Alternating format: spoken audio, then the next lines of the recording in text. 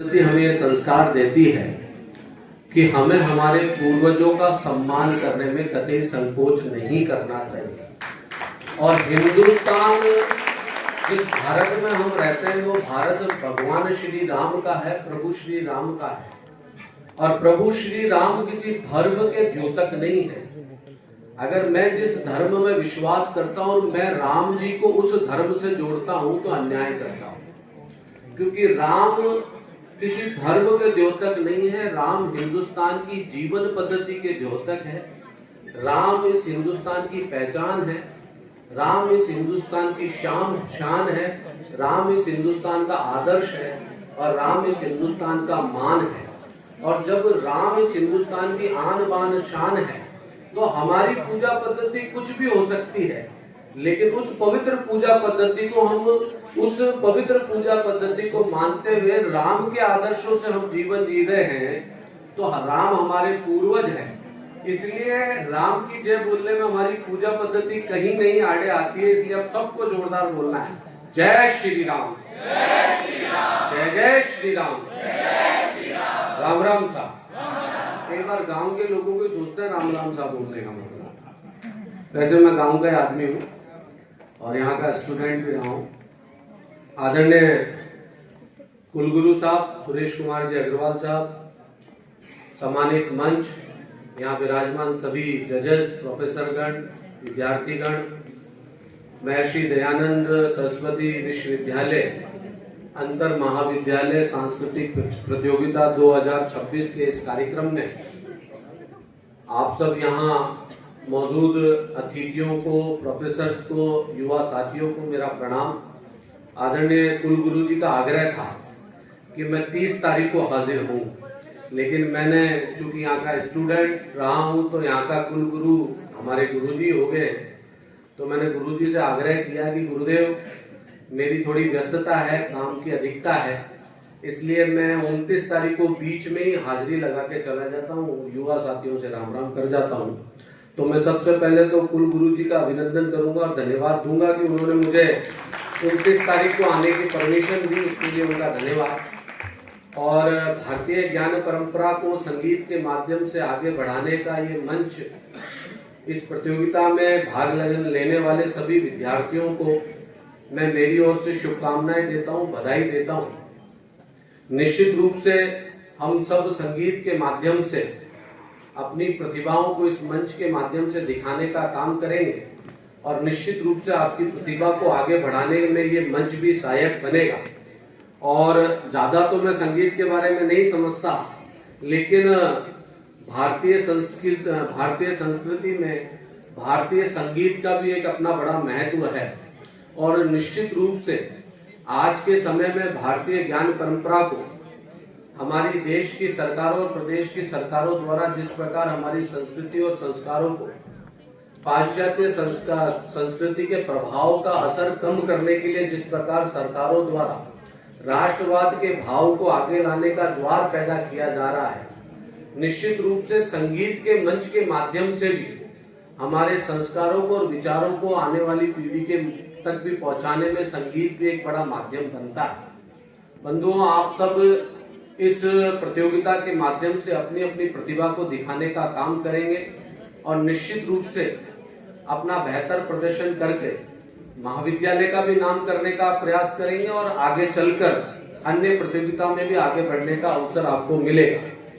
मैं इस मंच के माध्यम से 2-3 बातें, मुझे मौका मिला, युवा साथी यहाँ विराजमान हैं, मेरी छोटी छोटी बहनें भी बैठी हैं। सरकार ने मुझे देवनारायण बोर्ड का जो काम दे रखा है, तो मुझे मंच मिला है, इतनी छोटी छोटी बहनें बैठी हैं, तो मैं उस जो काम है उस काम से जुड़ी हुई बातें 2-3 आपसे करना चाहता हूँ। बंधुओं, हमारे देश में जिस प्रकार की परिस्थितियां हैं, आप सब जानते हैं कि आज के समय में हमारे देश के प्रधानमंत्री नरेंद्र मोदी जी किसी विचारधारा के प्रधानमंत्री नहीं, वो इस देश के प्रधानमंत्री हैं। और प्रधानमंत्री जी ने पूरी देश की 145 करोड़ जनता से आह्वान किया कि हम सब हमारे इस पूर्वजों के भारत को 2047 में एक विकसित भारत की श्रेणी में लाके खड़ा करने का काम करेंगे। और ये विकसित भारत की श्रेणी में ला के खड़ा करने का काम केवल सरकारों का नहीं और शासन और प्रशासन में काम करने वाले सरकारी कर्मचारियों का नहीं, बल्कि इस देश के 145 करोड़ लोगों के योगदान से ही संभव बनता है। इतनी सारी युवा पीढ़ी बैठी, आज हम देखते हैं कि किस प्रकार पाश्चात्य संस्कृति का प्रभाव धीरे धीरे हमारी देश की युवा पीढ़ी में डालने का प्रयास किया जाता है। किस प्रकार हमारी युवा पीढ़ी को हमारे मूल संस्कारों से हटाने का षड्यंत्र रचा जाता है। आज आप सब युवा हैं, देश का भविष्य है। मेरी तो आपसे इतनी प्रार्थना है कि देश के प्रधानमंत्री नरेंद्र मोदी जी का जो सपना 145 करोड़ लोगों के प्रयासों से ही संभव हो सकता है, और वो तब संभव होगा जब आप और हम सब अपनी जिम्मेदारी को और अपने दायित्व बोध का एहसास अपने अंदर रखें। आज जिस प्रकार का वातावरण पूरी दुनिया भर में खड़ा है, उस स्थिति में देश के युवाओं को जरूरत है कि हम देश के साथ खड़े होकर देश जैसा सोचता है, देश जैसा चाहता है, उस दिशा में हम आगे बढ़े। आज देश के प्रधानमंत्री जी ने देश की जनता से आह्वान किया कि भारत आत्मनिर्भर तब बनेगा जब भारत का प्रत्येक व्यक्ति स्वदेशी के भाव को आत्मसात करेगा। और वो स्वदेशी का भाव क्या? स्वदेशी का भाव 5 भय से होकर निकलता है, और वह 5 भय है: अपनी भाषा, अपना भोजन, अपना भजन, अपनी भूषा और अपना भ्रमण। यहाँ इतने सारे युवा साथी हैं, स्वप्न लेकर चले हैं और आप अपने अपने स्वप्नों को पूरा भी करेंगे, लेकिन भारतीय नागरिक होने के नाते ज्यादा कुछ नहीं तो कम से कम इस भारत को आत्मनिर्भर बनाने की दिशा में इन 5 भय पर अपने जीवन में कहीं ना कहीं किसी चीज का पालन करने का संकल्प ले। चाहे वो भाषा की दृष्टि से हो, चाहे वो भूषा की दृष्टि से हो, चाहे वो भोजन की दृष्टि से हो, चाहे वो भजन की दृष्टि से हो, चाहे वो भ्रमण की दृष्टि से हो। आज हम यहाँ संगीत प्रतियोगिता का आयोजन चल रहा है। हमारे दुनिया में दुनिया भर के कल्चर के संगीत को हम बढ़ावा देने की बात करते हैं, लेकिन भारतीय संगीत को अगर महत्व देंगे और भारतीय संगीत को बढ़ावा देने की दिशा में आगे बढ़ेंगे तो निश्चित रूप से हमारे भारत को आत्मनिर्भर बनाने की दिशा में हम अपना योगदान दे सकते हैं। दूसरी बात मैं आपके चरणों में निवेदन करना चाहता हूं कि राष्ट्रवाद का विषय बार बार सबके सामने आता है। हम सब भारतीय निश्चित रूप से सब देशभक्त हैं। बंधु, अपने जीवन में इस बात का भी संकल्प लें कि मनसा वाचा कर्मणा हम अपने जीवन में जिस जगह भी खड़े हों, देश प्रेम का भाव हमारे अंदर सदैव रहे, राष्ट्र प्रथम के भाव से हम काम करें।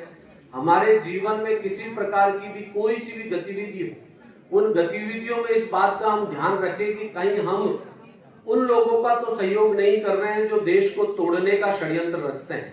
उससे हमें सावधान होने की आवश्यकता है। इतनी सारी प्यारी प्यारी बेटियां बैठी हैं, बच्चियां बैठी हैं। जिस प्रकार देश के प्रधानमंत्री नरेंद्र मोदी जी ने बेटी बचाओ बेटी पढ़ाओ का अभियान चलाया, और आज हम देखते हैं कि किस प्रकार नरेंद्र मोदी जी के नेतृत्व में आने वाले पिछले 11 सालों में भारत के अंदर बेटी के सम्मान की दिशा में बहुत बड़ा अंतर आया। निश्चित रूप से महिला सम्मान की दिशा में देश आगे बढ़ा। मैं खुद भी देवनारायण बोर्ड का चेयरमैन बनने के बाद जब मैं राजस्थान में मैंने भ्रमण किया तो मैंने देखा कि किस प्रकार आज भी गांवों के अंदर बेटियों को लेकर जिस प्रकार का विचार है, वो देसी भाषा में समझाऊं तो आज भी गांवों के अंदर ऐसे कहा जाता है कि छोरी को पढ़ाया मतलब दूसरे के खेत में पानी दिया। छोरी को पढ़ाया मतलब दूसरे के खेत में पानी दिया, मतलब अगले के खेत की फसल में सेवा करने का मतलब कल को तो छोरी बड़ी हो जाएगी, उसके हाथ पीले कर दिए जाएंगे, वो शादी हो जाएगी, पराये घर जाएगी, उसको पढ़ाने का क्या मतलब, कमा के तो उसको देगी। इस प्रकार का विचार आज भी हमारे देश के ग्रामीण क्षेत्रों में हावी है। हम सब युवा तरुणाई है, युवा पीढ़ी है, देश का भविष्य है। मेरी आप सबसे प्रार्थना है कि समाज को जागृत करने के लिए, समाज को एक राष्ट्रवाद के विचार से आगे बढ़ाने की दिशा में आप सब भी संकल्पित होकर भारतीय ज्ञान परंपरा को आगे बढ़ाते हुए भारतीय कल्चर को, भारतीय संस्कृति को, भारत के जीवन मूल्यों को महत्व देते हुए अपने परिवार, अपने समाज, अपने जिले, अपने राष्ट्र के निर्माण में अपना योगदान देते हुए सकारात्मक भाव से आगे बढ़े, ऐसी शुभकामनाएं मेरी ओर से। और मैं एक बार पुनः महाविद्यालय परिवार का बहुत बहुत धन्यवाद दूंगा कि आपने मुझे आमंत्रित किया, मुझे मान सम्मान दिया, उसके लिए आपका सबका बहुत बहुत धन्यवाद। और कुलगुरु जी से मैं निवेदन करूंगा कि मैं इस महाविद्यालय का विद्यार्थी रहा, मेरे निमित्त विद्यार्थी के नाते जब भी आपको कोई आवश्यकता लगती है, एक विद्यार्थी कार्यकर्ता मानकर आप मुझे निश्चित रूप से कभी भी किसी भी प्रकार की जिम्मेदारी दें। मैं बराबर सरकार के मंत्री की हैसियत से नहीं, इस विद्यालय का अंग होने की हैसियत से आपके सहयोग में सदैव खड़ा रहूंगा। आप सबने मान सम्मान दिया, उसके लिए आप सबका बहुत बहुत धन्यवाद। जय हिंद, भारत माता की जय। राम राम साहब।